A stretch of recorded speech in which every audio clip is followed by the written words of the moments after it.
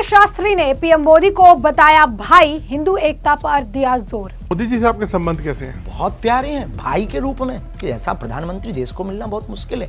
राम की भी बात करते हैं तो राष्ट्र की भी बात करते हैं, खेल की भी बात करते हैं तो रेल की भी बात करते हैं, चाय की भी बात करते हैं तो गाय की भी बात करते हैं। ये हमको बहुत अच्छा लगा। धीरेन्द्र शास्त्री बोले, संविधान का नियम है कि आप संस्कृति सनातन का खुलकर प्रचार कर सकते हैं। कट्टरता का मतलब है खुद को सुरक्षित करना, कट्टरता का मतलब है अपनी संस्कृति का प्रचार करना। ये संविधान का लॉ है कि आप अपनी संस्कृति, अपने सनातन, अपनी जो भी आपका मानने की परंपरा है उसका प्रचार प्रसार स्वतंत्र रूप से कर सकती। सरतन से जुदा जैसे बयान देश के कानून के खिलाफ है। मोहम्मद होना चाहिए पर आइलम महादेव भी हो तो आपको दिक्कत ना हो। और दूसरी बात, सरतन से जुदा कर देंगे ये बयान भी ना हो। ये देश के कानून के खिलाफ है, ये देश के संविधान के खिलाफ। आप हमारे सभी अब तक के दिए हुए वक्तव्य को देखिए, हमने सिर्फ एक ही बात कही है, हम तलवारों की लड़ाई पर भरोसा नहीं करते, विचारों की लड़ाई पर भरोसा करते। नमस्कार, मैं अजय मिश्रा, स्वागत है आप सभी का हमारे चैनल में। इस वक्त देश में कई ऐसे मुद्दे चल रही हैं जिन मुद्दों को लेकर लगातार चर्चा हो रही है, चाहे वो गृह मंत्री अमित शाह द्वारा आबादी को लेकर दिया गया बयान हो, जिसमें उन्होंने बताया कि कैसे समय के साथ मुस्लिम आबादी बढ़ी है और हिंदू आबादी जो है घटती गई है, तो वही दूसरी तरफ सनातन धर्म का प्रचार लेकर जो बयानबाजी हुई, हिंदू जो है खतरे में है, जिस तरीके से धीरेन्द्र शास्त्री बयान देते हैं उन मुद्दों को लेकर, और साथ ही साथ जिस तरीके से सरतन से जुदा के नारे लगाए गए, पोस्टर विवाद, इन तमाम मुद्दों पर जो है बागेश्वर धाम के पीठाधीश धीरेन्द्र शास्त्री जो है अपनी प्रतिक्रिया देते नजर आए। इसके साथ ही उन्होंने ये भी बताया है कि उनके और कांग्रेस और अन्य राजनीतिक दलों के साथ भी रिश्ते कैसे हैं। उन्होंने कहा कि उनके जैसा यानी प्रधानमंत्री नरेंद्र मोदी जैसा प्रधानमंत्री पाना बहुत मुश्किल है। एजेंसी एएनआई को दिए गए बयान में उनसे जब ये पूछा गया कि प्रधानमंत्री नरेंद्र मोदी के साथ आपके संबंध कैसे हैं, तो इस पर धीरेन्द्र शास्त्री ने कहा कि हमारे संबंध बहुत अच्छे हैं, एकदम भाई की तरह। देश के लिए प्रधानमंत्री पाना मुश्किल है। मैं ऐसा इसलिए कह रहा हूं क्योंकि वो केवल देश के लिए सोचते हैं। 2047 को लेकर भारत का दृष्टिकोण अभूतपूर्ण है। दुश्मन के घर में घुसकर उसे मारना अभूतपूर्ण है। वो राम और राष्ट्र की बात करते हैं, वो खेल और रेल की बात करते हैं, वो चाय और गाय की बात करते हैं। जरा सुने क्या कुछ कहा धीरेन्द्र शास्त्री ने। बहुत प्यारे हैं भाई के रूप में। उन्होंने छोटा भाई शायद आपको बोला, मैं पढ़ रहा था। बिल्कुल बोला, बाएं पकड़ करके बोला। और दावे के ऐसा प्रधानमंत्री देश को मिलना बहुत मुश्किल है। इतना बड़ा विजन और मिशन, इसलिए नहीं हम ऐसा कह रहे हैं कि उन्होंने हमें भाई बोला, हम इसलिए कह रहे हैं कि वो सिर्फ देश के लिए सोचते हैं। और यदि ऐसा कार्य किसी भी पार्टी का प्रधानमंत्री करता तो भी हम उसके लिए बोलते, क्योंकि हम सत्य के पूजक हैं। तो उनकी आपको क्या चीजें जो है मुख्यतः अच्छी लगती हैं? राष्ट्रवाद, प्राथमिकता, राष्ट्र के प्रति समर्पित, बहुत अद्भुत। भारत का विजन मिशन 2047 का देखना बहुत अभूतपूर्व। दुश्मन के घर में घुस करके मारना बहुत अभूतपूर्व। अपनी संस्कृति के साथ कोई खिलवाड़ नहीं। राम की भी बात करते हैं तो राष्ट्र की भी बात करते हैं, खेल की भी बात करते हैं तो रेल की भी बात करते हैं, चाय की भी बात करते हैं तो गाय की भी बात करते हैं। ये हमको बहुत अच्छा लगा। और ये कहना हमें बहुत, इसमें हमें कोई किंचित ये आप माननीय प्रधानमंत्री नरेंद्र मोदी जी की स्थान पर कोई और होता उनके जैसा करने वाला तो भी हम यही बोलते।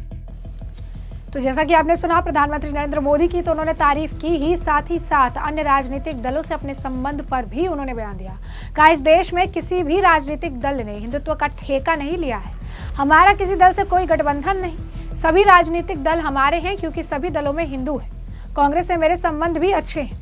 कमलनाथ जी ने छिंदवाड़ा में अपनी कथा का आयोजन किया था और दिग्विजय सिंह ने जो है मेरे अच्छे संबंध है। बढ़ते हुए हिंदू कट्टरपंथ के बारे में पूछे जाने पर बागेश्वर धाम के पीठाधीश ने कहा कि कट्टरपंथ में अगर किसी के खिलाफ हिंसा शामिल नहीं है तो ठीक है।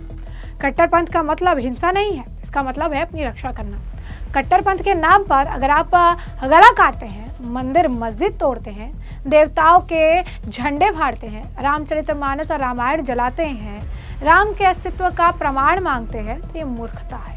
ये मूर्खता है। कट्टरपंथ का मतलब है अपनी संस्कृति का प्रचार करना। संविधान का नियम है कि आप अपनी संस्कृति, अपने सनातन का खुलकर प्रचार कर सकते हैं। जरा सुनिए क्या कुछ कह रही हैं धीरेन्द्र शाह। हिंदी में बताओ। हिंदू का जो जिसे बोलते हैं कट्टरता बढ़ रही है, इसको आप किस तरह से देखते हैं? देखिए, कट्टरता में यदि किसी की हिंसा नहीं है तो वो कट्टरता ठीक है। कट्टरता का मतलब हिंसा नहीं है।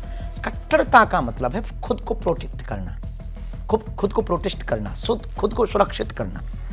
किसी के खिलाफ बोलना मूर्खता है, अपने पक्ष में बात रखना कट्टरता है। लेकिन यदि कट्टरता के नाम पर आप गला काटो, कट्टरता के नाम पर आप मंदिर मस्जिद उड़ाओ, कट्टरता के नाम पर आप भगवानों के बैनर फाड़ो, कट्टरता के नाम पर आप रामचरितमानस को जलाओ, आई एम सेक्युलर, और आप रामायण को जलाओ, कट्टरता के नाम पर आप गाय को काटो, और कट्टरता के नाम पर आप राम के होने की सबूत मांगो, तो ये मूर्खता है। ये कट्टरता नहीं है, ये मूर्खता है। कट्टरता का मतलब है खुद को सुरक्षित करना। कट्टरता का मतलब है अपनी संस्कृति का प्रचार करना। ये संविधान का लॉ है कि आप अपनी संस्कृति, अपने सनातन, अपनी जो भी आपका मानने की परंपरा है, उसका प्रचार प्रसार स्वतंत्र रूप से कर सकते हैं। तो जैसा कि आपने उनका बयान सुना, इसी के साथ साथ पोस्टर विवाद जिसे लेके बरेली में बड़ा मामला देखने के लिए मिला था। हिंसा की घटना हुई और इस मामले पर काफी सारे लोगों को गिरफ्तार भी किया गया। और इस पोस्टर विवाद पर अब धीरेन्द्र शास्त्री का बयान भी सामने आया। उन्होंने कहा कि मुझे कोई दिक्कत नहीं है, हमने इसका समर्थन किया था, लेकिन जब मैं कहता हूँ कि आई लव महादेव तो आपको कोई दिक्कत नहीं होनी चाहिए।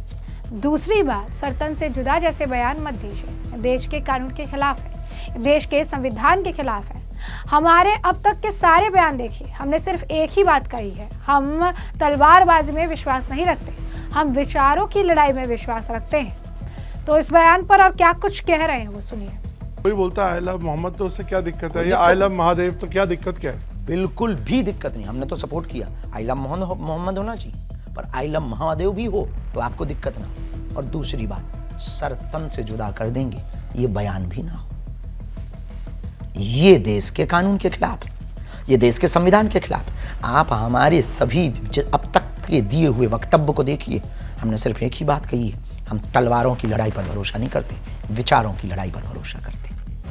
तो जैसे कि आपने उनका बयान सुना, साथ ही साथ गृह मंत्री अमित शाह ने हाल ही फिलहाल में आबादी को लेकर जो बयान दिया था, जिसे लेकर असदुद्दीन ओवैसी भी सामने खुलकर आए थे। उन्होंने कहा था कि गलत बयान दे रही है, झूठ कह रही है।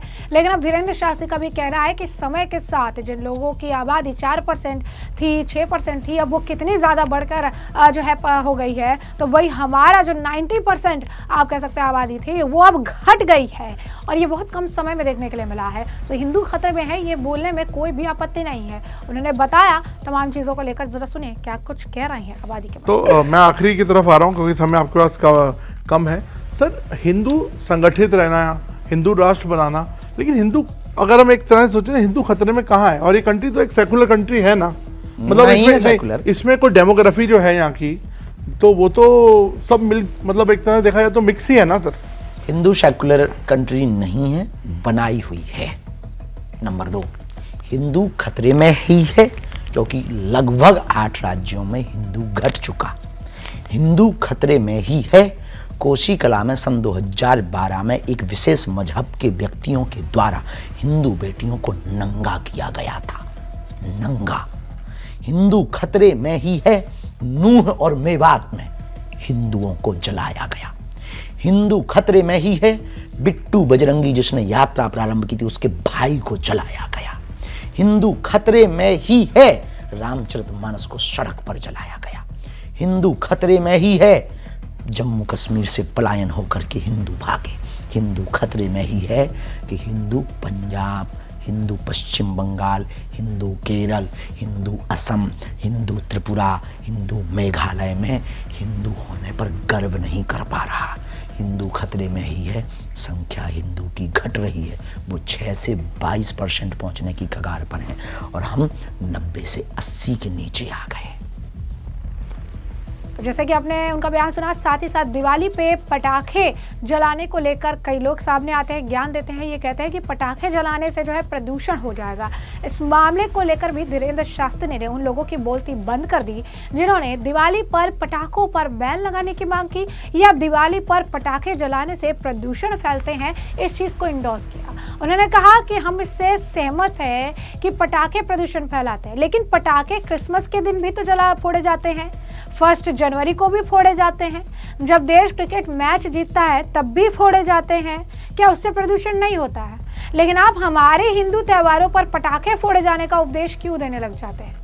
आप सिर्फ हिंदुओं को निशाना क्यों बनाते हैं? हमें तो दिक्कत होगी, हमें इस बात का गुस्सा आएगा कि आप हमें निशाना बना रहे हैं और आप हिंदुओं का उत्साह कम करना चाहते हैं।